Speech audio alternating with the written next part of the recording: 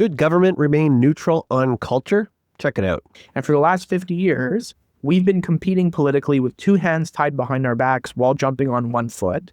And they've been laughing at us because it doesn't matter if we temporarily hold office at the provincial or federal level for a certain period of time. Their vision of the country, their vision of the world is so deeply embedded in our institutions. Not only government-run ones, I'm saying also the university system, different things like that, the NGOs, not-for-profit organizations, what have you, that even if we win temporarily, they still win in the medium to long term over and over again while we slowly watch our country drift away from the vision that we might have for it. Concepts with Shawn Whatley. Welcome to Concepts. My name's Shawn Whatley, and today we have Anthony Koch. We're recording this on November the 25th. He's a consultant and entrepreneur, managing principal of AK Strategies. He's worked in Parliament Hill, been involved with a number of campaigns. He's most recently the national campaign spokesperson for Pierre Poilievre, and he was a comms director out in BC.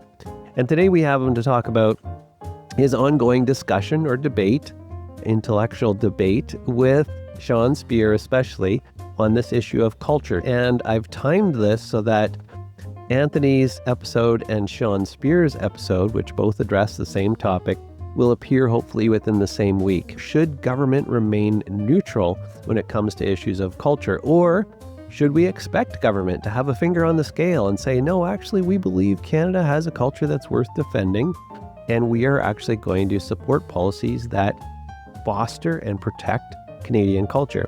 Sean Speer says absolutely not. It opens up way too big of a risk. That sort of discussion should come at the level of family, community, churches, and schools. And Anthony says no, it's we can't deny the fact that government always impacts culture.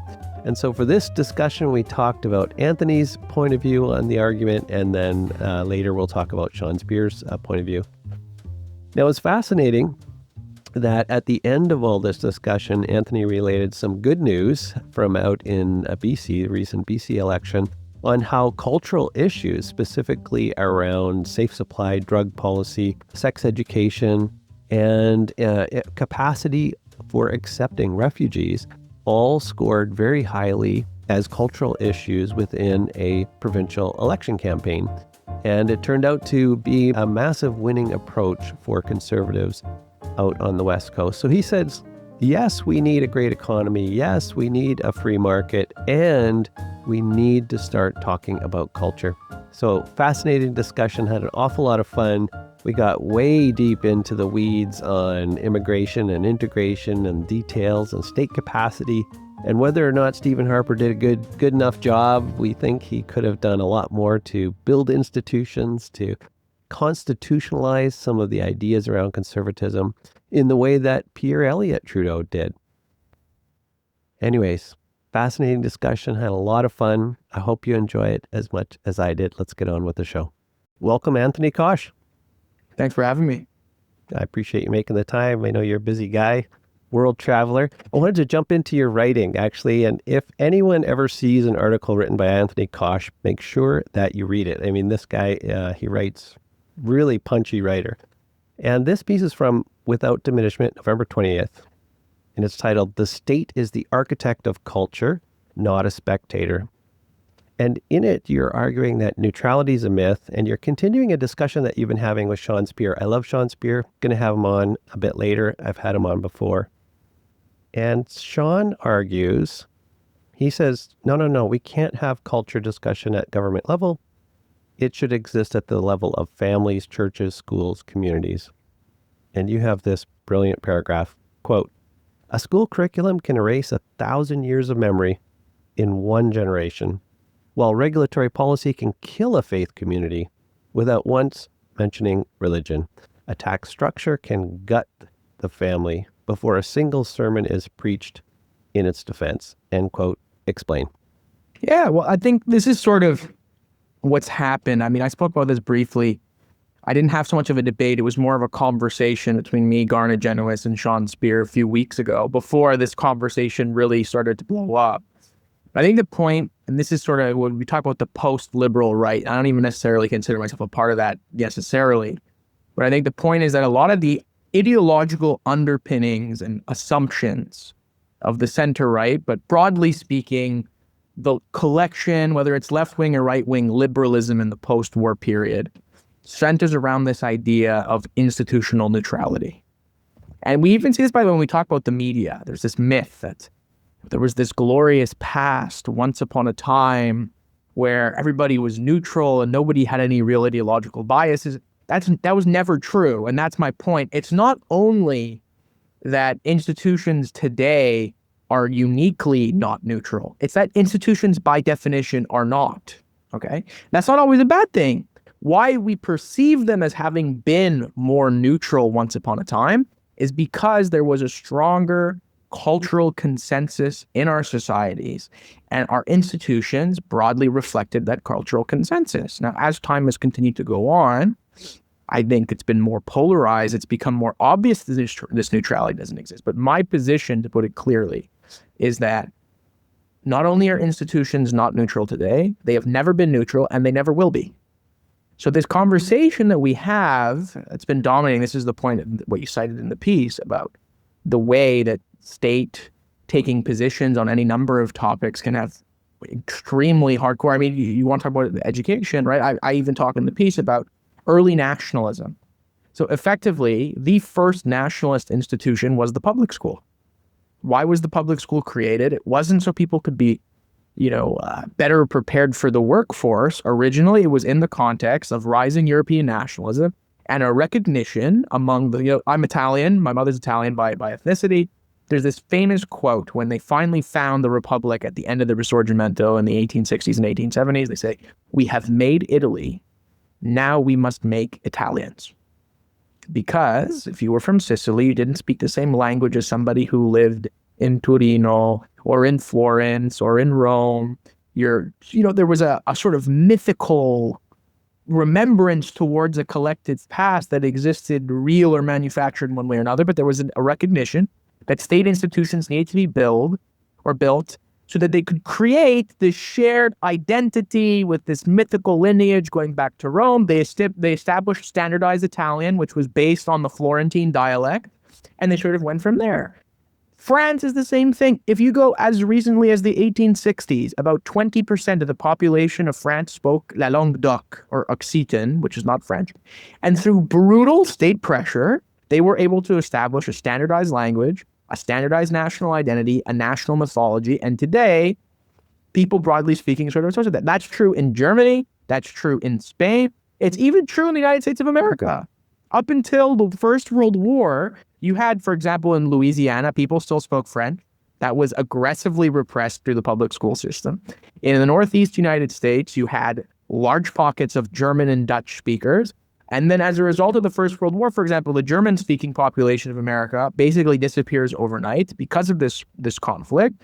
There's these ad campaigns, speak American, and all these different things, and the school system kicks in, and people decide out of a show of patriotism and loyalty to their country that they're going to stop speaking German and some people change their names and stop demonstrating these outward marks of German identity. Now, it's a roundabout way of going about this, but basically what I'm saying, and this is not a very controversial take with people who are students of political theory and political history, which is that while there are organic components of culture, and Sean said that the culture predates the state, that is often true. But states are the central curators and architects, like I argue in my piece, of sort of gearing and forming what that looks like at the national level. Every people has a history, a story, but who selects what components of that history are highlighted, elevated, maintained, told to young children in school when they're just learning their first things, and what components of our history are forgotten or de-emphasized or limited. Like, take an example in Canada, John A. Macdonald, okay? And I'm going to give a binary that's not, but is John A. Macdonald this heroic founding figure who created Canada, or is he a vile, evil white supremacist who was this colonialist that was, one of the great demons of history? Now, obviously, the truth is neither of those positions. There's gradients of this, but I'm saying, once again, what we decide to teach, the narrative that we decide to emphasize, which is decided by the state, will have a very significant impact on how Canadians see themselves, how Canadians see their history. etc. And all my point is saying is that the debate needs to shift. It's no longer what I consider to be a meaningless debate because it's not grounded in anything about should the state have a role in culture or should it not? The proper debate is to say, fact that the state has an overwhelming influence on culture, what kind of influence should it have and in which direction should it put its finger on the scales? Yeah, brilliant. So the finger on the scale, one of the things I wrote down here as you're talking, by the way, if you see my fingers, this is where my brain lives. Anyways, I'm trying to take notes. So are you endorsing promotion or enforcement? So if we talk about promotion, you're attracting people, you're saying this is what it means to be a Quebecer. These are our holidays. These are the things we love to do. Come on over and join in with the song or the meal or whatever. Versus enforcing a political culture, national identity. And really, that seems to sound like you're enforcing a vision of the common good. And this is what we hear so much, right? People have antigens to even the word common good because they're worried about government enforcing it. So are you talking about promotion or enforcement or maybe a little bit of both? Like where does Koch land on this division between attracting people into a culture versus saying, no, come on, guys, you got to speak French? So I think it's a bit of both. Where I will agree with Sean Speer and some of those other people is that a great first step would at least be dismantling the progressive infrastructure that's been established over the course of the last, 40, 50 years, going back all the way to the 1960s in many cases, right? So stuff like DEI, mandatory sensitivity trainings in corporate environments or in universities, stuff like this, right? Some of which may have even started, I'll even prepared to concede, some of it may have started from positive, good intentions and then rapidly decayed into whatever the heck it became today. But I'm saying you look, just for example, like this is one thing I got to give the progressives credit for. They're very smart in the way they do this, but the grant programs that exist out there for all of these organizations that people like me and you have never heard of, okay, that are getting millions of dollars a year, in some cases much more than that, right, that are basically hiring full-time activists to promote all sorts of things. When you look at the university level, the kinds of funds that are being dedicated towards professors that are engaging in academic rigor, in quotation marks, and all sorts of nonsense topics that in many cases amount to nothing other than civilizational self-loathing, right? We're evil, we're horrible, the West is garbage, and this, and blah, blah, blah, and all that sort of stuff. So I'm saying, yeah, at a first level, getting rid of all that is a great step. Okay, but I'd argue that it's not just that. Okay, because here's the thing, and I'm a very big fan of Stephen Harper. I think he was a great prime minister. I think there's been a lot of great center-right leaders, not only in Canada but across the West for a considerable period of time.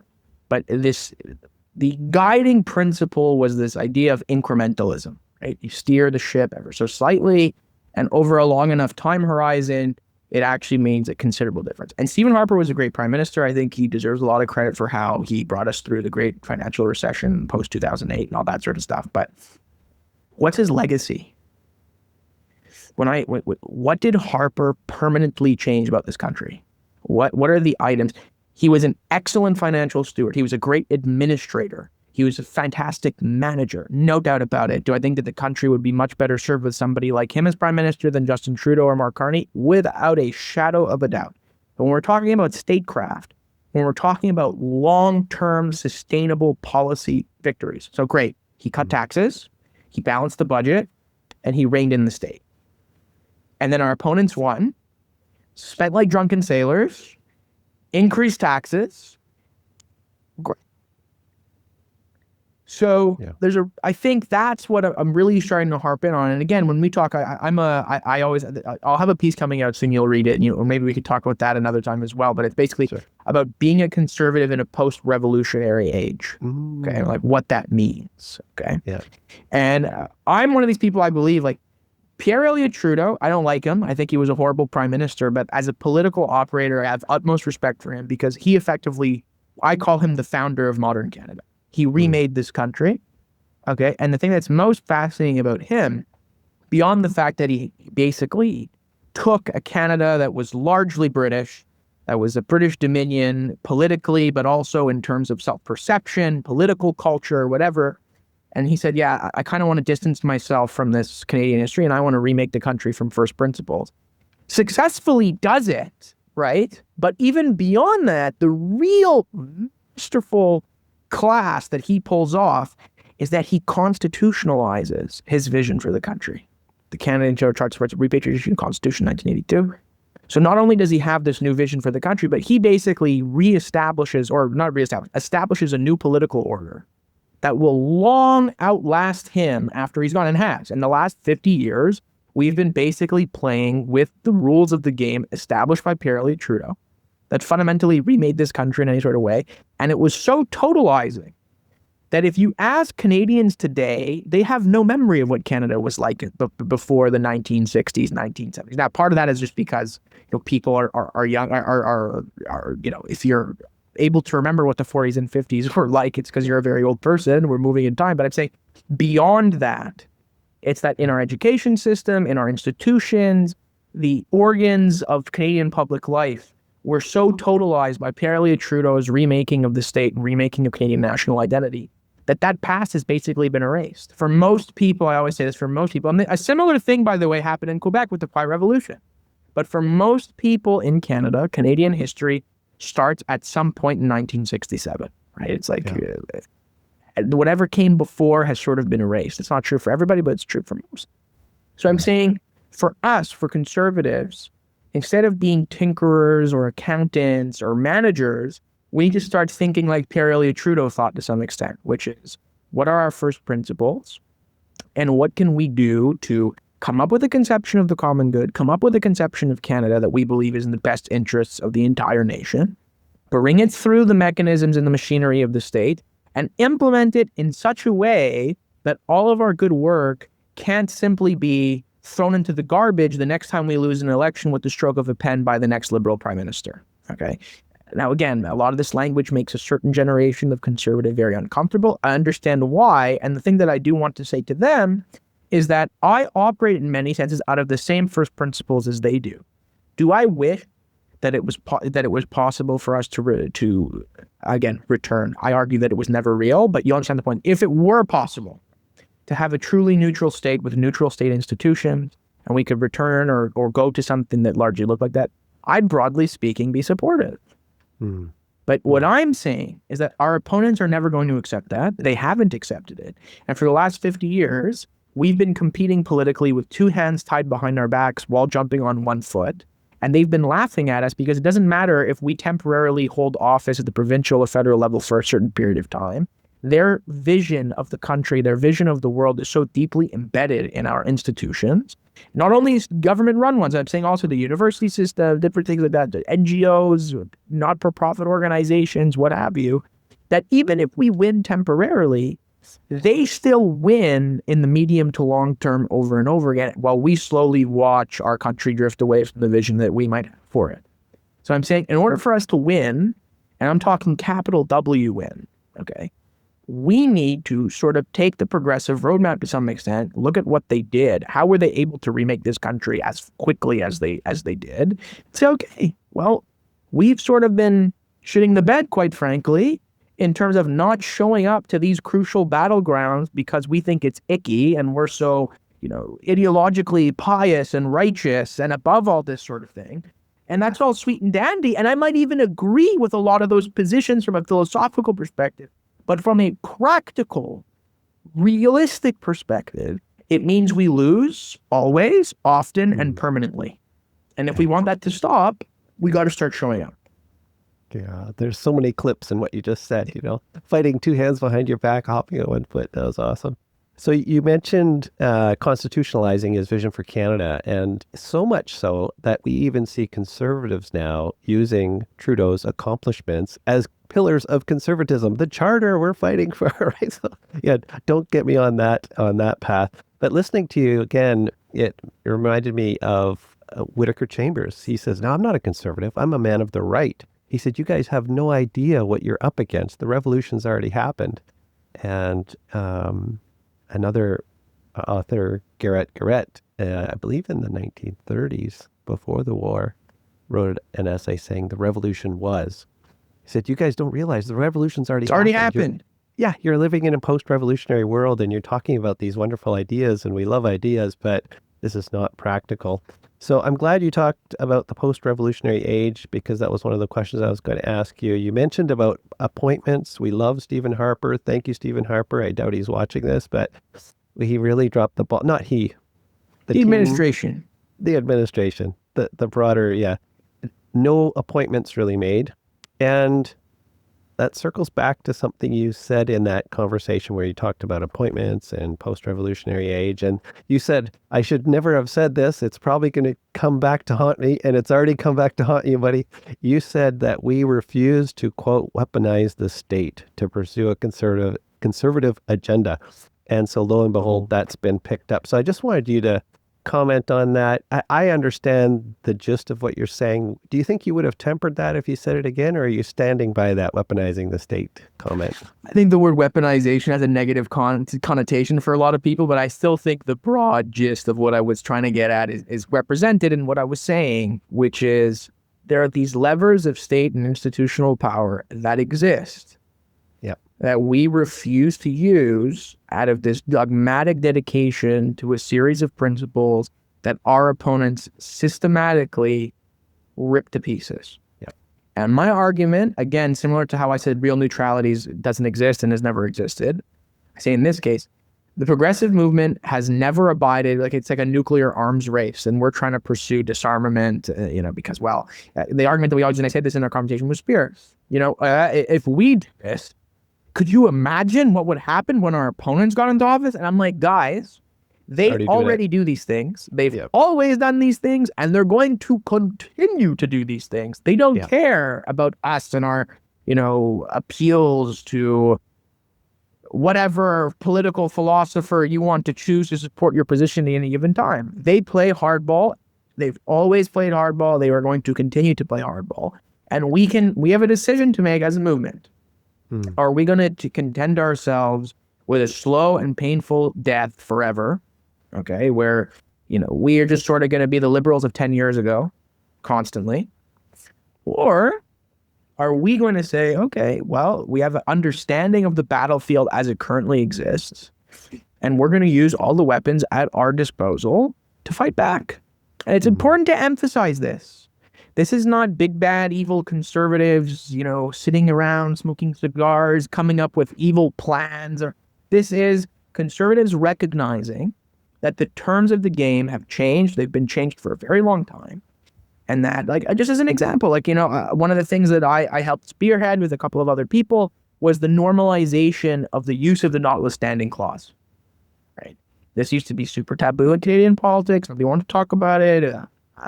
I said, a few years ago, and other people as well, and it sort of became a thing where the conservative parties, not the Conservative Party, conservative parties in Canada need to become comfortable with invoking the notwithstanding clause in the face of heavily politicized courts that invent rights faster than they interpret the law. And effectively, this is my position, is what I've said a lot of the time, is if we're not going to be prepared to invoke the notwithstanding clause, that we will wake up in short order to find that our justice system has effectively rendered political conservatism unconstitutional in this country. And we won't even be allowed to show up to try to play, right? Look at the kind of things that are happening now, right? There's a bunch of news about it today. And without diminishment, in the National Post, Michelle Rempel has a private member's bill coming out about this exact topic, where the Supreme Court of Canada a few years ago invented this idea that judges were allowed to consider somebody's immigration status when rendering sentence or when issuing sentencing for crimes.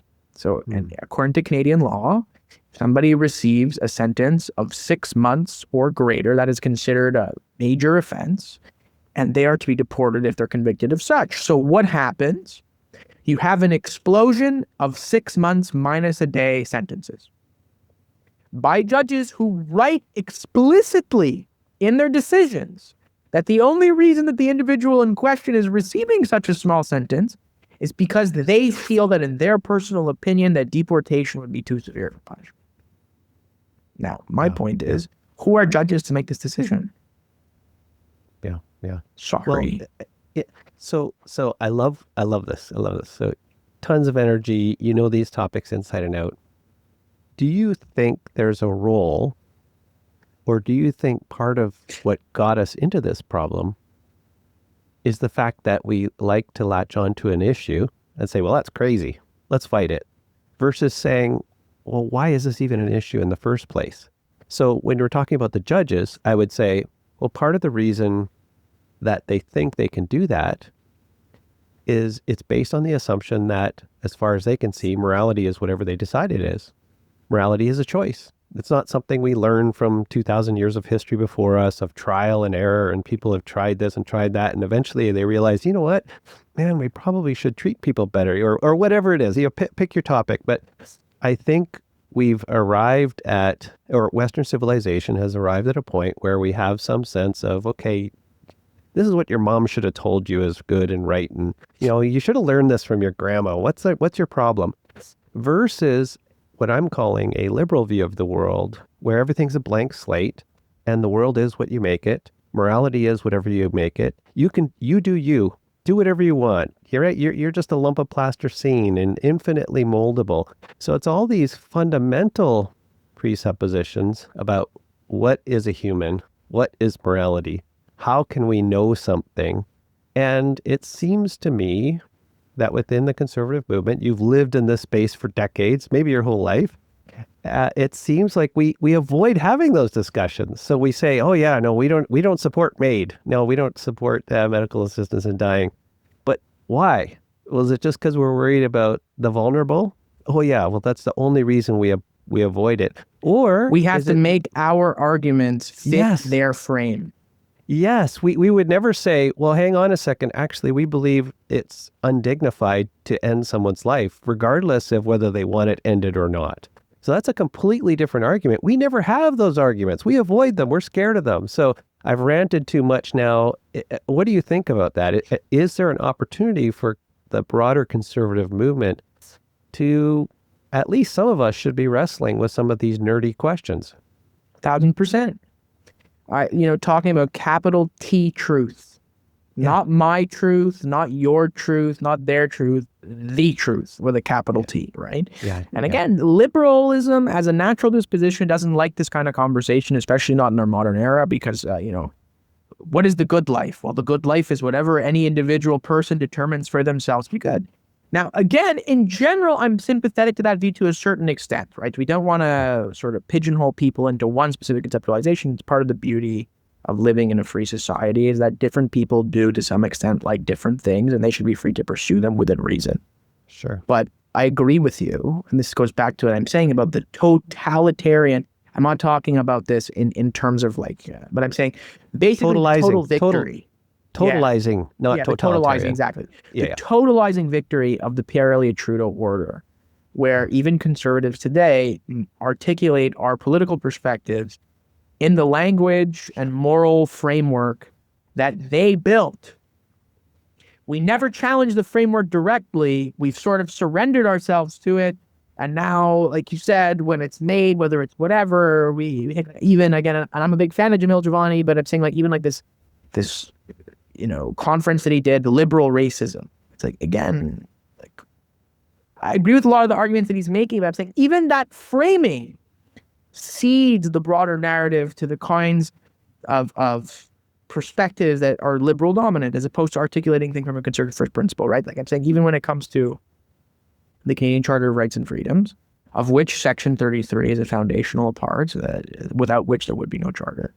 Why don't conservatives articulate the fact that we believe in our society, in democratic societies, period, within reason, that the final arbiter of the great questions of our time should be the nationally elected representative body of all Canadian people, namely Parliament? Why is it 9 guys in Santa Claus and girls in Santa Claus robes, even though they've dropped the Santa Claus robes now? They're trying to. I miss those. I miss those robes. But why are these people the ones that are ordained by the powers that be to rule on the massive questions that define Canadian society? And it's funny because the court will often argue in their decisions doing these sort of totalizing changes by arguing that they're in line with changing Canadian public sentiment. Well, what I say is the best way to determine the true nature of Canadian public sentiment is to have an election. That's the best way to do it. And then to have elected representatives go on these sorts of things. I'm saying that's starting again. It's starting again. But even like, I'll give you an example. I make this point too with Brian Mulroney. Stephen Harper was better, right? But Brian Mulroney, who I'm also a very big fan of, and I think he was a good prime minister on all sorts of different things, but on one area he failed miserably, which he presided over the codification of Canadian multiculturalism. Okay, which I believe still is a horrible policy that continues to permeate all throughout Canadian society in all sorts of bad ways. Okay. And yet, like you would see the Conservative Party up until 5 minutes ago, now there's more of a full-throated conversation about the limits of immigration, about the limits of multiculturalism, about the importance of the common culture. And yes, people can come to Canada from anywhere, but there's certain expectations. My grandparents are all immigrants, okay? And when they immigrated to Canada, that old order of immigration with expectations of a certain degree of assimilation was still very much active, and they sort of lived out that life. And that's why I guess I am the way that I am in many respects. But we sort of did our own version of the multiculturalism dance, right? Yeah. We didn't criticize immigration levels for a very long time. We sort of went along with it and did the dance and played all these sorts of things. And I understand why we did, for electoral purposes to some extent. But again, just rejecting. And it's hard because, like I said, modern Canada, the flag was put in place by a Liberal government. The Canadian Charter of Rights and Freedoms was put in place by a Liberal government. Official multiculturalism was conceived by a Liberal government. So when you think about modern Canada and all the things that people point to that we're taught when we're young, define ourselves as a country, these are all Liberal innovations. Yeah. Right? So I understand the nuance, I understand the complication, but I think there's a growing recognition now, not only, among my little crew, whatever you want to call it, they're calling us the new right, but without diminishment, but even among some guys like Howard Anglin, right, who long-term conservatives, senior conservatives in the Harper government, under Jason Kenney, big thinker, doing a postdoctorate at Oxford, that are very much in line with this and realize that we sort of failed on a number of issues. And there's a unique moment, I believe, right now where Canadians are open to massive structural change on all sorts of different issues, because for the first time in a very long time, the failures of our current model are substantial and they're obvious. So you see now, even just to take an example, which is not per se cultural, but it strikes to the heart of modern Canadian identity. You see Danielle Smith, and even in BC with John Russad's campaign in 2024, people are talking seriously about massive reform in our healthcare system. Something that would have been death on arrival, maybe I would even say 5 years ago, maybe 6 years ago. And then COVID was such a catastrophe, and things that have followed since have been so bad that now Canadians are actually saying, you know what? I don't really have this ideological dedication to this anymore. I care about outcomes, and I know that our healthcare system sucks. I want it to, at the very least, suck less. And I am willing and open to entertain any and all alternatives that could potentially improve the situation. And I think that sort of reopening and interest in considering different perspectives is being had across the entire spectrum of issues facing Canadians today. And I say we have a unique opportunity in that respect to articulate a full-throated, dimensional conservative vision for what Canada can and should look like. And I think we should seize it. Yeah, brilliant. I can see why you're the chair of the communications or the communications director on so many campaigns, man. You're awesome at this for sure. So I wanted to jump in when you mentioned immigration. And again, to your point, we cede the terms of the discussion to the left or even to the center left, the Liberals. In this way, we say, well, we are only allowed to talk about immigration now because of the volume and the fact that maybe there's some crime issues or we don't have capacity within our current welfare state structure to provide for all the needs of the... You've just ceded all the terms of the discussion to the progressives. I think a conservative articulation of this would be, yes, we want immigrants to come. We want you to be part of the Canadian dream. And we want you to come in at a volume at which you can reasonably integrate. If Correct. you and I were both dumped into a country right now, I've used this example before. If you and I were both dumped into a country, we didn't speak the language, you and I both spoke English. I'm like, Anthony, oh man, it's so nice to meet you. Great. Where are you living? I want to live with you. Oh, I know a couple other guys who speak English. We're going to bring them and their family. You and I would create a little enclave just to survive, right? It's easy, exactly. Yeah, it's normal. And so we aren't having that much more difficult discussion about A, what does it mean to be Canadian? B, multiculturalism doesn't work as a fundamental idea. And to go beyond simply the numbers discussion. And so I'm wondering, is there any appetite, again, within the conservative movement? Now, maybe it will always be a minority position or opinion group that wants to get into these deeper discussions. But I think if we don't have those discussions, every time an issue comes up, it'll be something to do with, well, we don't have the healthcare capacity to provide. Well, that's not the issue. That's why we're failing. Yeah, but that's not the idea. That's not the core philosophy behind a failing policy. That's just the evidence. So I think that's the fever. We talk about it, I think there's three components. One that we've addressed, and it's the one that gets emphasized. One is the infrastructure argument, which is there's just, in Quebec, the CAQ had a slogan, prendre moins pour en prendre soin, which translates to take less to take care of them better. But basically in French, it translates more funny because it rhymes, it's a better. But the idea was that they were taking in too many people and that this was a problem because infrastructure couldn't keep up. And infrastructure was all encompassing. We're talking schools, we're talking healthcare system, we're talking housing, we're even talking about things like traffic, okay? Basic stuff like that, okay? So that is part of the conversation, and it's an important part of the conversation. But you're right. It's becoming the entire conversation. There's two other components to it.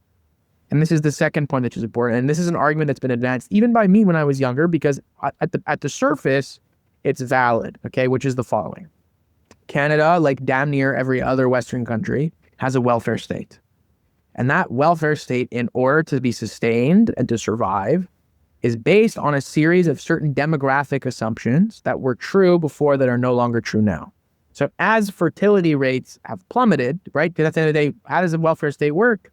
People are young, they work for 40 years, you're a net contributor for longer than you're a net. And then as you get older and you become more costly, in theory, you're supposed to pay for yourself.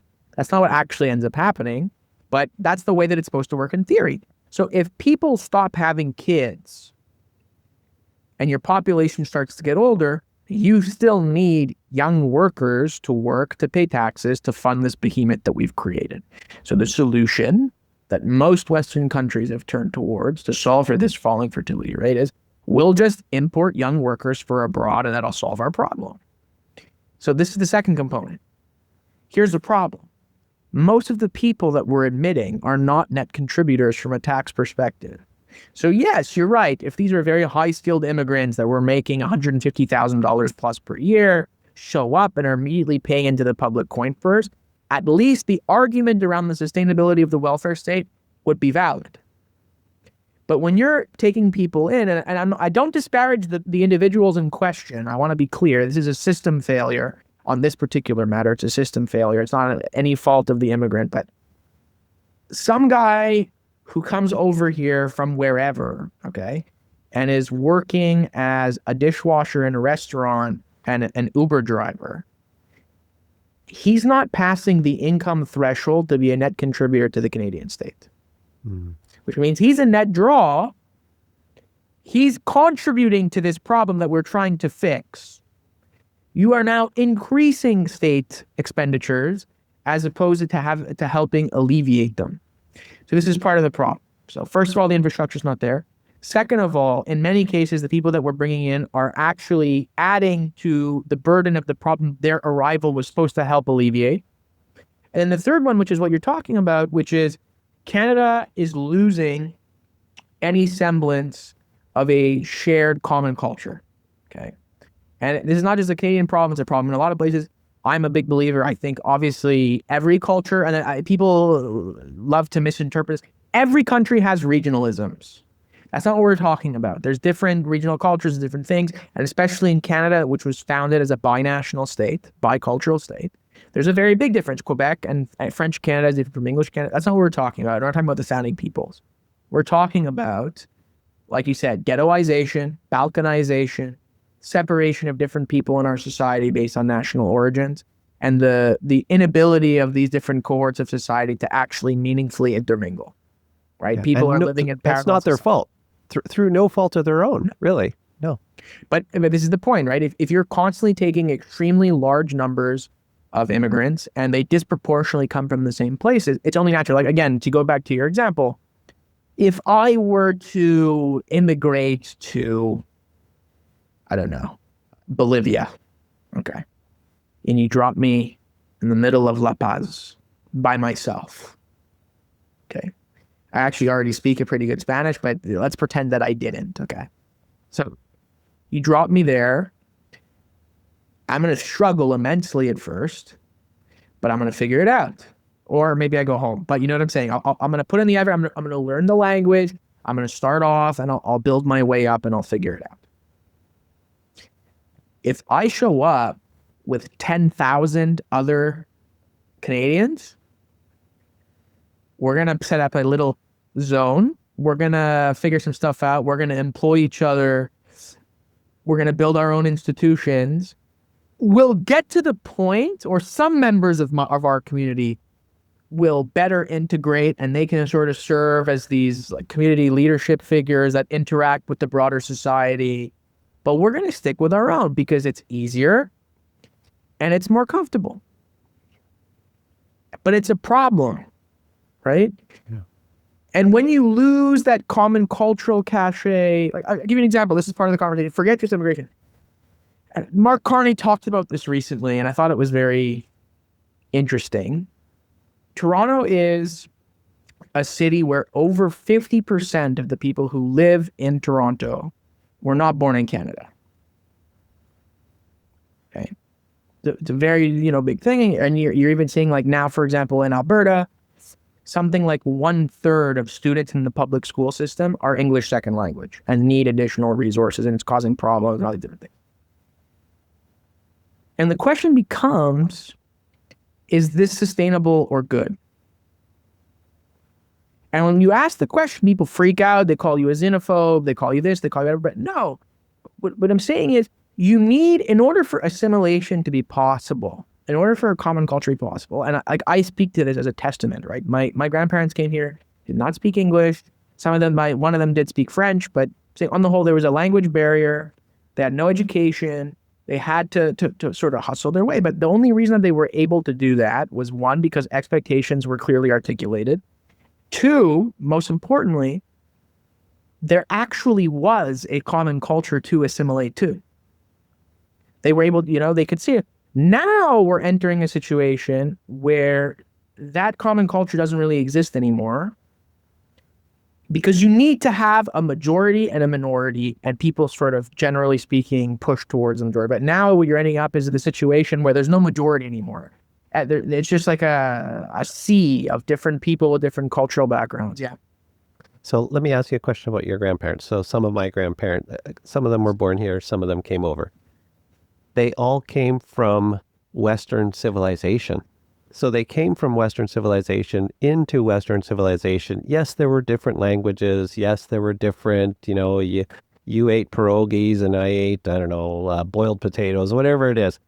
But it was still within Western civilization. And, we're not supposed to mention philosophers. I love mentioning philosophers. But anyway, Leo Strauss said, if all cultures are equal, you've probably seen this on Twitter. Then cannibalism is just matter of taste. Yeah. It's just a matter of taste. Or Ray Penning says, I believe in religious freedom, but not for Aztecs. I don't believe in religious freedom for Aztecs.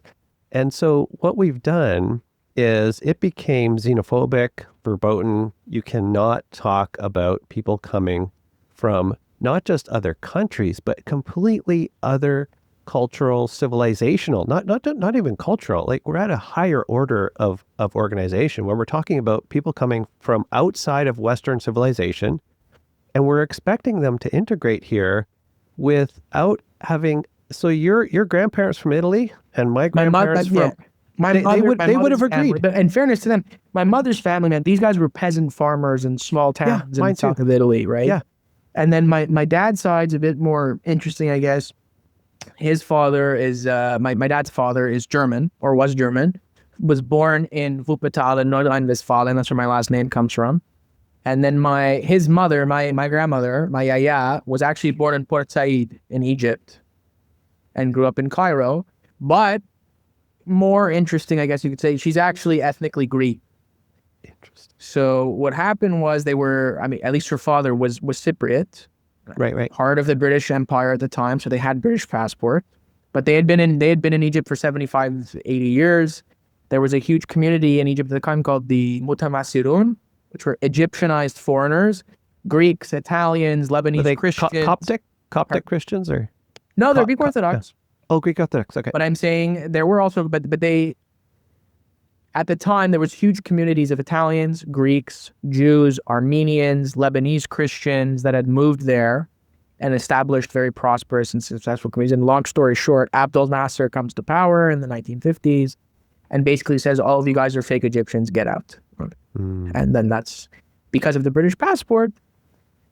Long story short, my family ended up coming to Canada. And that's where, like, one of the places where everybody was able to come. Right. But because we were still British subjects at the time. Right. So you're talking about pluralism within, so a principled pluralism within this larger rubric of Western civilization. Is that an opportunity still for Canada? Or do we need to be more specific about that? Because you've talked about Canadian culture, or is there a minimalist approach that we can say, okay, people, you at least have to assent to Athens, Jerusalem, and Rome as sort of basic building blocks of our here's shared actually the point, civilization? by the way, and everybody always likes to bring up Italians because there was a period of mass Italian migration. I was like, especially My wife's Italian. My wife's Italian. right, but especially in the United States. And it's actually very funny because Italian immigration to North America was not without its problems. I can say this.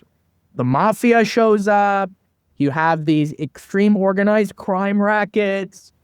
Politics changes because you've got all sorts of, big city bosses in places like Chicago and New York, but even in Montreal and Toronto.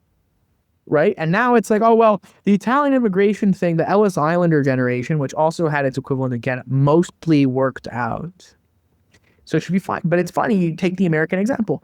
How did it work out? In 1924, largely driven by backlash against what many American voters conceive as the, extreme mass migration of people like Italians coming to the United States, changing certain things, they basically shut the borders for 40 years.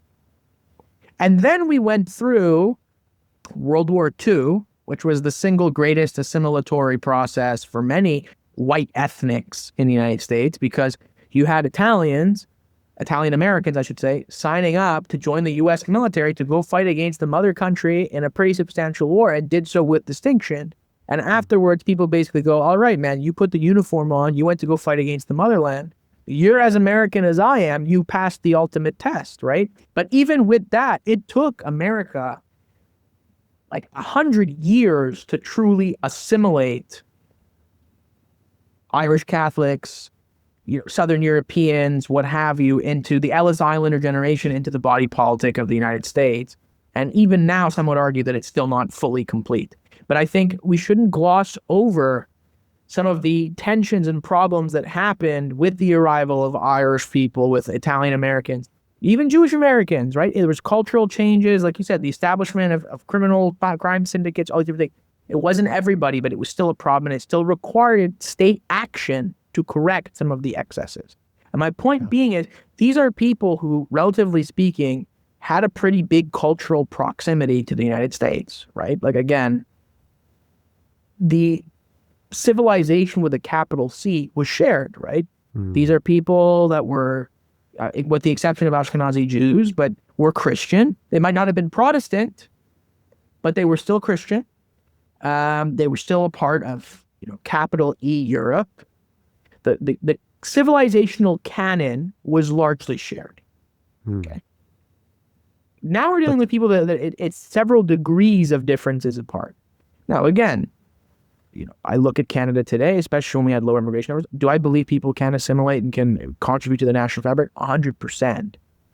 But we need to have a recognition that it's not easy, and also that not everybody actually wants to be just like us. There's this assumption that, people are, of course, our way of life is superior, and that's obvious to everybody, and people will just sort of go in that direction. No, that's not true. It turns out some people really like Hamas, and some people really like Hezbollah, okay, and really like the Houthis. And they're going to go to protests in the middle of places like Vancouver and Montreal and Toronto and scream death to Canada, death to the United States. And who are going to give interviews and say that, we're a part of this evil, torturous, colonialist, white supremacist, imperialist country that needs to be destroyed. And the question is, what do we do about that? What's the answer? Yeah. Okay. And I don't think we've figured that out yet. I think people are starting to have that conversation, but it is important, right? Yeah. Are you coming here because you want to become a part of us? You want to become a part of greater Canada. You want to become a Canadian. I always talk about this from a spiritual perspective, right? I talk about the two founding peoples of our country, of which I share no heritage with, right? There's no ancestry of mine comes from the British Isles. No ancestry of mine comes from France. Nothing. I am of immigrant stock the whole way, right? All four of my grandparents are immigrant. But spiritually, I'm a Canadian. I've adopted this country's history as my own. I have adopted its institutions as my own. I conceive of myself as a Canadian. I think about things as a Canadian. My interests, my political engagement, everything is as a Canadian. So it's possible. I'm living proof of this. There's plenty of people that are living proof of this. But there has to be, what do we call it in French, a volonté. There has to be a willingness, a desire, a drive towards accomplishing that goal. Whereas for some people, Canada's a hotel. It's a great place to be, but I have no interest in becoming like my neighbor. I don't want to be. I want to preserve. And there's nothing wrong with a certain degree of cultural identity preservation. That's fine, whatever. Okay, pluralistic society, that's great. But when it becomes a rejection of Canada, I want to come here, I want to live here, I want to study in your university, I want you to give me citizenship, and I want to benefit from your social welfare programs, but also I'm going to actively promote and support terrorists in our streets and call for the destruction of the country that I immigrated to. I think we probably got to put some guardrails in place. Yeah. So as I'm listening to you, I'm reminded of a question I asked EA. EA Beauregard, and EA's from Quebec as well, writer, great books. I encourage people to check out his content.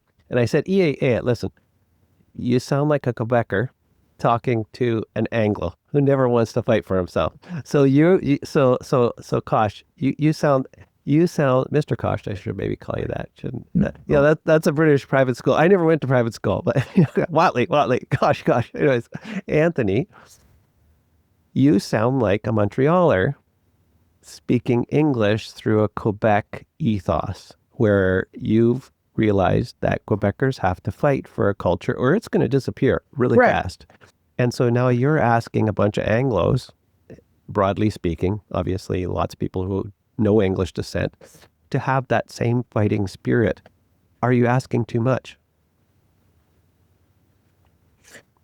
I don't think so, but it's funny that you mentioned this because a lot of people have pointed that out to me, and I even had this reflection. I had, I call it a Jacques Parizeau experience. So I remember, so for context, my grandfather, my mom's dad, who's Italian, speaks better French than he does English by quite a bit. I speak to him in French. And he actually, it's not my grandmother, but he remarried a Gaspésienne, okay, like a true Québécoise, okay? And growing up, I was your typical sort of Montreal Anglo ethnic guy and complained about this.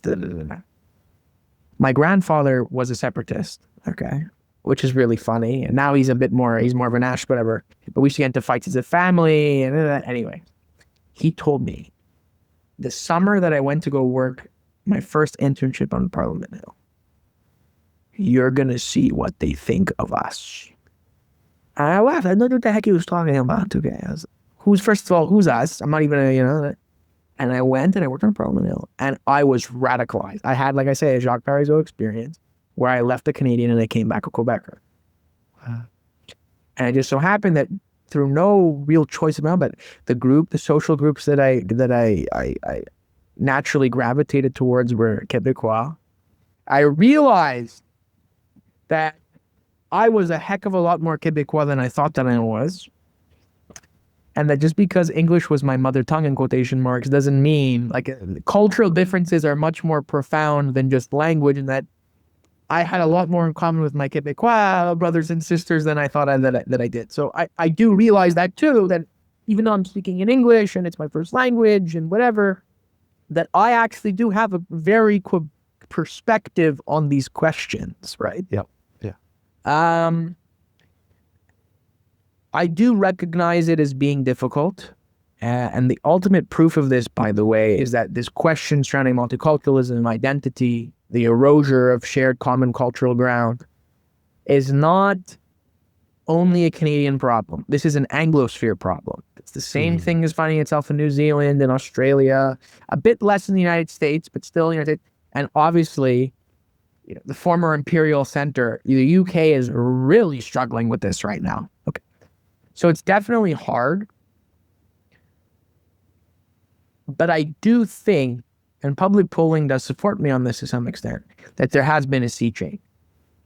The consensus is broken. I think that when historians look back on Justin Trudeau's legacy as prime minister, I think one of the things that will repeatedly come towards the top of the list is that he shattered the Canadian consensus on immigration. Right before him, conservative, liberal, NDP, for the most part, everybody was sort of on the same side that immigration was a good thing and that we had the capacity to integrate people, whatever. And now that's been largely shattered. So I think the population's ready for it. David Coletto had some polling that showed it's a top 6 political issue now. Among young people, it's a top 4 political issue. And I think still for a lot of people, it is primarily about infrastructure, like we talk about. Regular people now understand that part of the reason that housing ran away and went crazy is because we're constantly throwing gasoline on demand. And that's part of the reason why you can't see a doctor.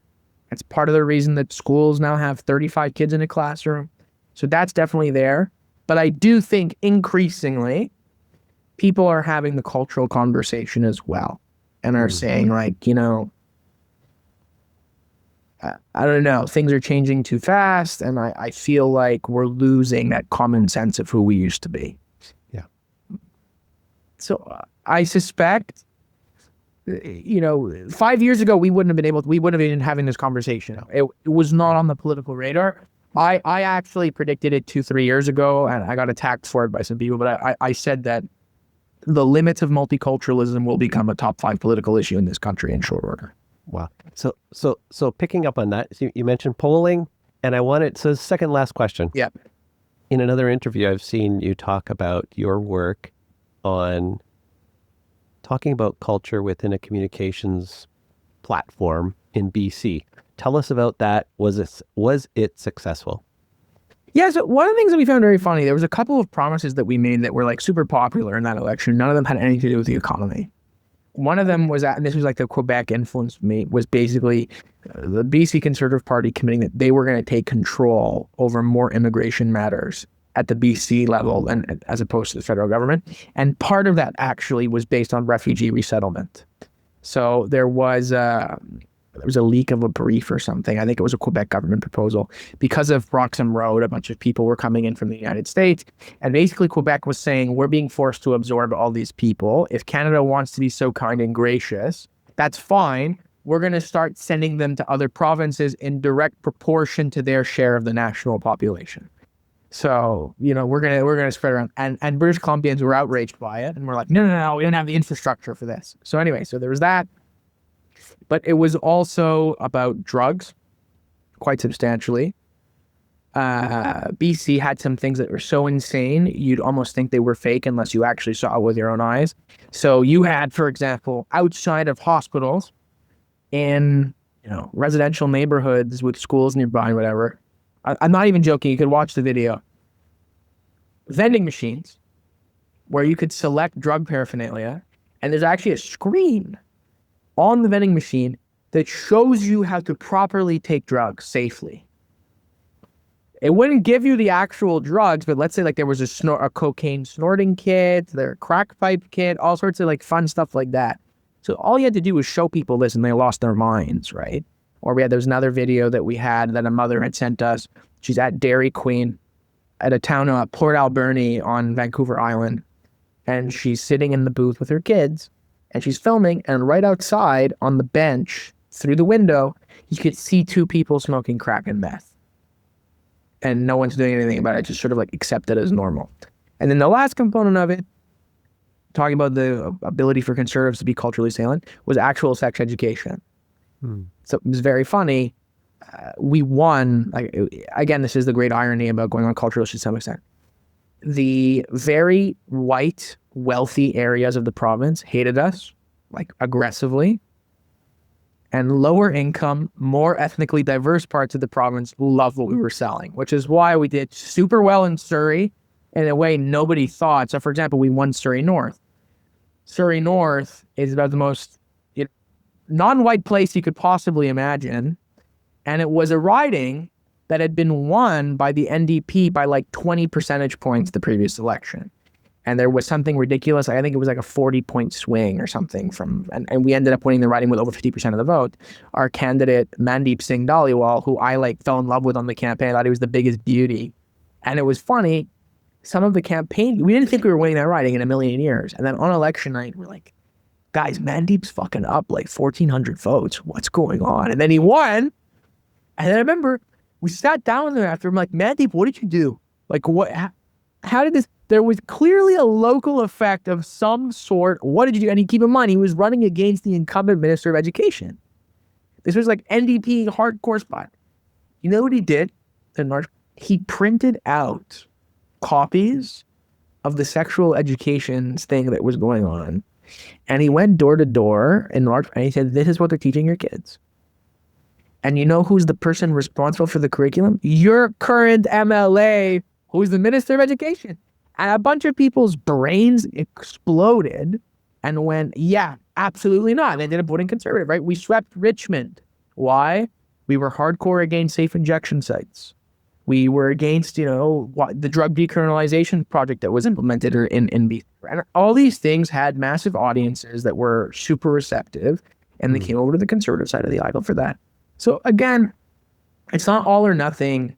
Some people are accusing me of wanting to abandon market orthodoxy.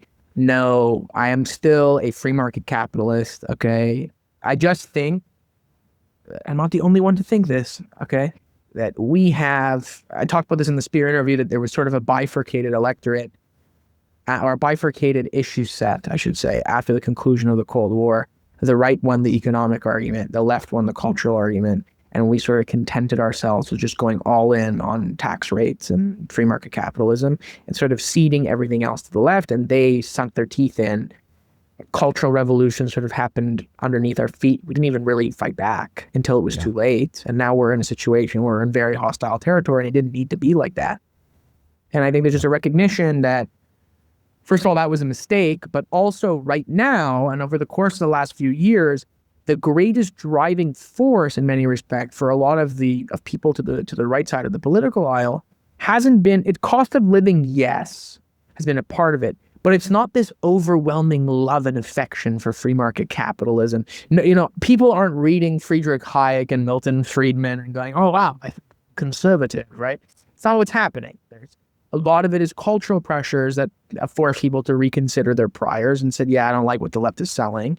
So I think conservatives need to continue to be conservative on the economy, but there needs to be a recognition that we do well and we succeed when we offer a full spectrum of conservative solutions on all of the issues that are on people's minds.